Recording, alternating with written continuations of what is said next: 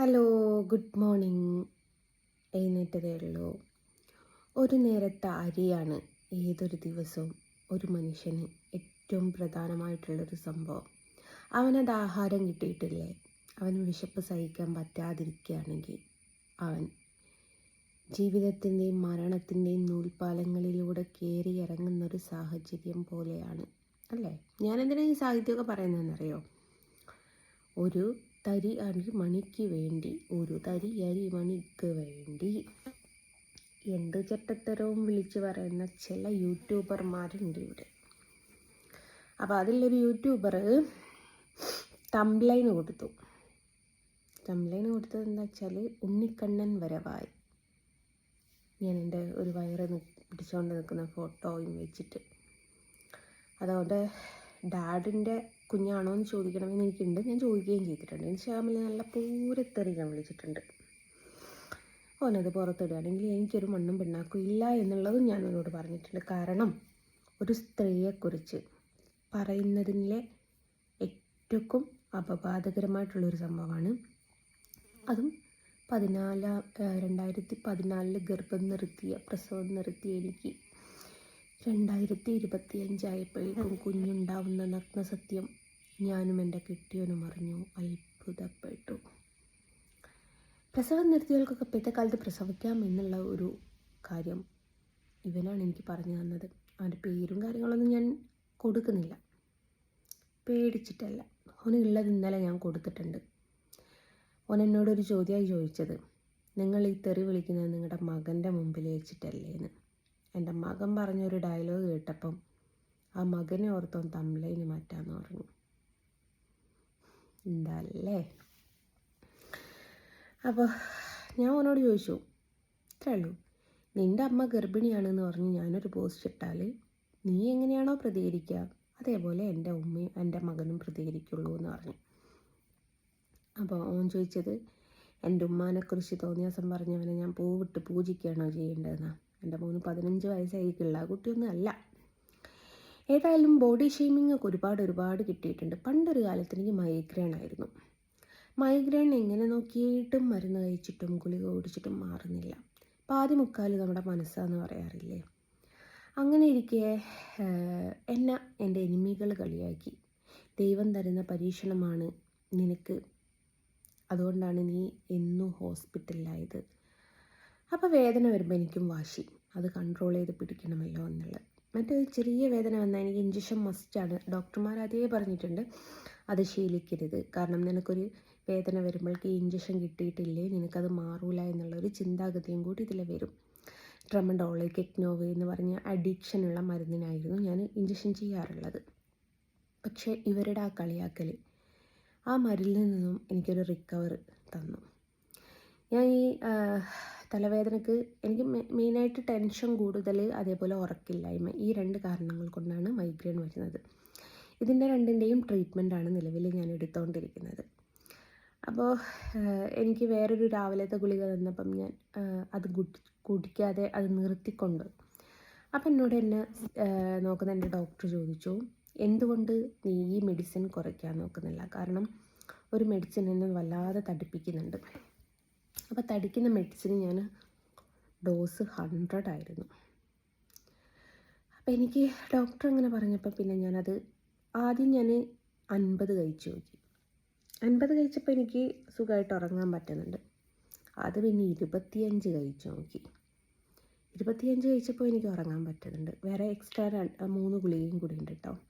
പക്ഷേ എന്നെ തടി വെപ്പിക്കുന്നത് 100 ഗ്രാമിൻ്റെ ഒരു ഗുളിക ഞാൻ കുടിക്കുന്നുണ്ട്.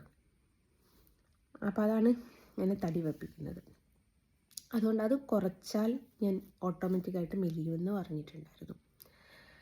അപ്പോൾ ഇന്ന് തൊട്ടിട്ട് ഞാൻ 25 കഴിക്കുന്നില്ല, 50 കഴിക്കുന്നില്ല, ഒന്നും കഴിക്കാതെ ഒന്ന് ഉറങ്ങി നോക്കട്ടെ. കാരണം എൻ്റെ കുടവയറ് എനിക്ക് ഗർഭമുണ്ടാക്കി തരുമെന്ന് ഞാൻ ഒരിക്കലും വിചാരിച്ചതല്ല. എൻ്റെ മോനെ ഏതെങ്കിലും ഒരു റീൽസോ വീഡിയോ എടുക്കുമ്പം ചെറിയ പനിയും ക്ലോത്തിൻ്റെതൊക്കെ ഇടുന്ന സമയത്ത് ബാലൂട് തള്ളിപ്പിടിക്കമ്മ എന്ന് പറയും. എന്നോട് പറയുമ്പോൾ വാ അമ്മ നമ്മൾ നടക്കാൻ പോവമ്മ. ജിമ്മിൽ ഏതായാലും ഞാൻ പോകില്ല, അവനറിയാം എൻ്റെ സ്വഭാവം. കാരണം ജിമ്മിൽ പോയിട്ട് ട്രെയിനറുടെ അടിമയായിട്ട് നിൽക്കാൻ എന്നെ കൊണ്ട് പറ്റില്ല. ഞാൻ ട്രെയിനറുടെ അച്ഛനാവാൻ നോക്കും, അതുകൊണ്ട് ഒരു ജിമ്മിൽ തന്നെ എടുക്കാൻ സാധ്യതയില്ല. അപ്പം എന്നോട് എപ്പോഴും പറയും, ഈവനിങ് ക്ലാസ് ഇട്ട് കഴിഞ്ഞ് വരുമ്പോൾ നമ്മൾ നടക്കാൻ പോകുമ്മ, കുറച്ചൊന്ന് നടക്കുമ്മ എന്നൊക്കെ പറയും.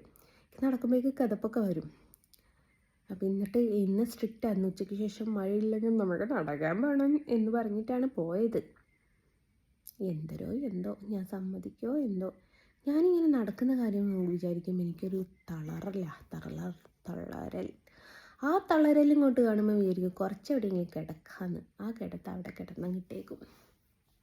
അപ്പം ഇന്ന് തൊട്ടിട്ട് എന്നോട് നടക്കാൻ പോകണം മമ്മി, ഇൻസൾട്ടിങ് തുടങ്ങിയില്ലേ, ഇൻസൾട്ടിങ് അല്ലേ മമ്മി ഏറ്റവും വലിയ ഇൻവെസ്റ്റ്മെൻറ്റ് എന്നൊക്കെ ചോദിക്കുന്നുണ്ട്. പക്ഷെ എനിക്ക് ഇൻസൾട്ട് ചെയ്യുന്നതിൽ എനിക്ക് സന്തോഷമുള്ളൂ കേട്ടോ. നിങ്ങൾ ഇൻസൾട്ട് ചെയ്ത് ഞാൻ ആ ചെക്കനെ പൂരത്തെറി വിളിച്ചു എന്നല്ലാതെ തെറി വിളിക്കാനുള്ള കാരണവും ഞാൻ അവനോട് തന്നെ പറഞ്ഞിരിക്കുന്നു. നോർമലായപ്പം ഞാനൊന്ന് ശാന്തമായ സമയത്ത് ഞാൻ അവനോട് കാര്യം പറഞ്ഞിട്ടുണ്ട്. അവൻ എന്നോട് ചോദിച്ചു, നിങ്ങൾ ഇത്രയും തെറി എന്നെ വിളിച്ചു. തിരിച്ച് എനിക്ക് തെറി വിളിക്കാൻ അറിയാത്തത് കൊണ്ടല്ല, ഞാൻ വിളിച്ചില്ല എന്ന് പറഞ്ഞു. ഞാൻ പറഞ്ഞു അതിൽ എനിക്കൊരു വിരോധവുമില്ല. നീ എന്നെ എങ്ങനെ കണക്കാക്കുന്നു എന്നുള്ളതിൽ എനിക്കൊരു മണ്ണും പിണ്ണാക്കും ഇല്ല എന്ന് പറഞ്ഞു. കാരണം എന്താ വെച്ചാൽ ഞാൻ അവനോട് ചോദിച്ചു, 15 വയസ്സായ മകൻ നീയാണെന്ന് കൂട്ടുക.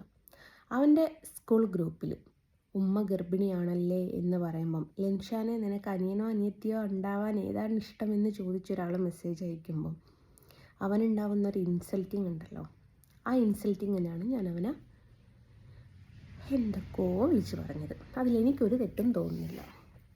ഇനി അതവൻ പുറത്ത് വിട്ടാലും എനിക്കും മണ്ണും മിണ്ണാക്കും ഇല്ല എന്ന് തന്നെ ഞാൻ പറഞ്ഞു. കാരണം വ്യാജപ്രചരണം. ഞാൻ അവനോട് പറഞ്ഞു, സ്റ്റേഷനിലേക്ക് ഞാൻ പോകണ്ടേ, തംബ്ലൈൻ എടുത്ത് മാറ്റിക്കോ. ആ പയ്യനത് മാറ്റി ചെയ്തിട്ടോ. ഉള്ളത് പറയുന്നതിന് എന്താ, ആ പയ്യൻ മാന്യമായിട്ട് തന്നെ എന്നോട് സംസാരിച്ചിട്ട് നമ്മൾ തുറന്ന് പറയുന്നതിന് എന്താ, ആ പയ്യൻ വിചാരിച്ചിട്ടുണ്ടാവില്ല അത്രമേൽ ഇതാവുന്നു. അതെടുത്തിട്ടിട്ടാണ് 2-3 ലെവൽ മാറി ഞാൻ ഗർഭിണിയാണെന്ന് പറഞ്ഞെടുത്തിട്ട്. പക്ഷെ എനിക്കത് കേൾക്കുമ്പോൾ ഒരു സന്തോഷം. കാരണം ഈ മച്ചികൾക്കൊന്നും ഗർഭം എന്ന് പറയുന്നതിൻ്റെ സന്തോഷം പറഞ്ഞാൽ മനസ്സിലാവില്ല. അവർക്ക് എന്തെങ്കിലും വായി തോന്നിയത് പറഞ്ഞാൽ മതി. ഒരു കുഞ്ഞുണ്ടാവുക, കുഞ്ഞിന് ജന്മം നൽകുക, കുഞ്ഞിൻ്റെ കാര്യങ്ങൾ നോക്കുക, കുഞ്ഞിനെ പഠിപ്പിക്കുക, കുഞ്ഞിനെ വലുതാക്കുക, കുഞ്ഞിനെ കല്യാണം കഴിപ്പിക്കുക, ഇതൊന്നും ഒരു കുട്ടിയില്ലാത്ത ഒരു സ്ത്രീയോട് നമുക്ക് പറഞ്ഞാൽ മനസ്സിലാവില്ല. ആ സ്ത്രീയാണ് ഒരു കുട്ടിയുണ്ട്, വ്യാജക്കുട്ടിയാണെന്നും പറഞ്ഞിട്ട് പോസ്റ്റ് ചെയ്തത്. എടോ, വ്യാജക്കുട്ടിയായിട്ട് എന്നെക്കുറിച്ചെങ്കിലും പറയാനുണ്ട്, നിന്നെക്കുറിച്ച് അതുപോലും പറയാൻ ആരും വരുന്നില്ലല്ലോ കുട്ടിയെ. അത്ര പോലും യോഗം ഇല്ലാതായിപ്പോയില്ല നിനക്ക്. അപ്പോൾ ഞാൻ എൻ്റെ ഒരു സാഹചര്യം എന്ന് പറയണേ, എൻ്റെ ഒരു ആഗ്രഹം പറയുന്നതിന് ഒരു വിരോധവും ഇല്ലല്ലോ. എൻ്റെ ആഗ്രഹം ഒരു 4-5 പിള്ളേരായിരുന്നു. എൻ്റെ ഹസ്ബൻഡിൻ്റെ വീട്ടിൽ 8 പിള്ളേരുണ്ട്. അത് കണ്ടിട്ട് എനിക്ക് അവരുടെ അങ്ങോട്ടും ഇങ്ങോട്ടുള്ള പെരുമാറ്റം കാണുമ്പോൾ എനിക്ക് ഭയങ്കര ഇഷ്ടമായിരുന്നു. ഒരു 4 മക്കളെങ്കിലും വേണമെന്നായിരുന്നു. പക്ഷേ ദൈവം ഞങ്ങളോട് ചതി കാണിച്ചു. കാരണം ഫസ്റ്റ് സിസേറിയനാണ്, സെക്കൻഡ് സിസേറിയനാണ്. സെക്കൻഡിൽ കുറച്ച് ബുദ്ധിമുട്ടായി. പോരാത്തതിന് എനിക്ക് കുട്ടികൾ ഉണ്ടാവാൻ തന്നെ രണ്ടാമത്തെ കൊച്ച് നല്ലൊരു ഗ്യാപ്പ് വന്നു. ആ കൊച്ചിന് കുറച്ച് പ്രശ്നങ്ങളൊക്കെ ആയി. അപ്പം ഡോക്ടർ പറഞ്ഞു, ഇനിയൊരു പ്രസവം ഇവളുടെ ജീവൻ എടുത്തിട്ടേ പോവുള്ളൂ, അതുകൊണ്ട് നിങ്ങൾ അതിന് നിൽക്കണ്ട എന്ന് പറഞ്ഞു. അങ്ങനെ പിന്നെ കെട്ടിട്ട് പൂട്ടി അവിടെ നമ്മുടെ സ്റ്റോപ്പാക്കി. അങ്ങനത്തെ ഞാനിപ്പോൾ ഗർഭിണിയായി. എന്തല്ലേ കാലത്തിൻ്റെ ഒരു പോക്ക്. നോക്കി ഗർഭം ഉണ്ടാക്കുമെന്ന് പറയുന്ന കാലഘട്ടത്തിൽ കൂടെ എനിക്ക് പറഞ്ഞ് ഗർഭം ഉണ്ടാക്കിയ കുറച്ച് ലവളമാർ. കുഴപ്പമില്ല, എനിക്ക് പണ്ടേ കുഞ്ഞുങ്ങളെ ഭയങ്കര ഇഷ്ടമാണ്. അവരെക്കുറിച്ച് ഈ പറയുമ്പം ജനിക്കുക പോലും ചെയ്യാത്ത കുഞ്ഞിനെക്കുറിച്ച് അപവാദം പറയാൻ മറ്റ് സ്ത്രീകളെപ്പോലെ അല്ലാതെ വേറൊരാൾക്കും പറ്റൂല. അത് നിങ്ങൾ ആരെന്ത് പ്രതികരിച്ചാലും എനിക്ക് കുഴപ്പമില്ല. അപ്പം അങ്ങനെയാണ്. ഇന്ന് തൊട്ട് ഗുളികയും നിർത്തുകയാണ്, 2 നടക്കുകയാണ്. ഞാൻ നോക്കട്ടെ, എൻ്റെ കൂടെ വയറ് നിൽക്കുമെന്ന്. ഓക്കെ.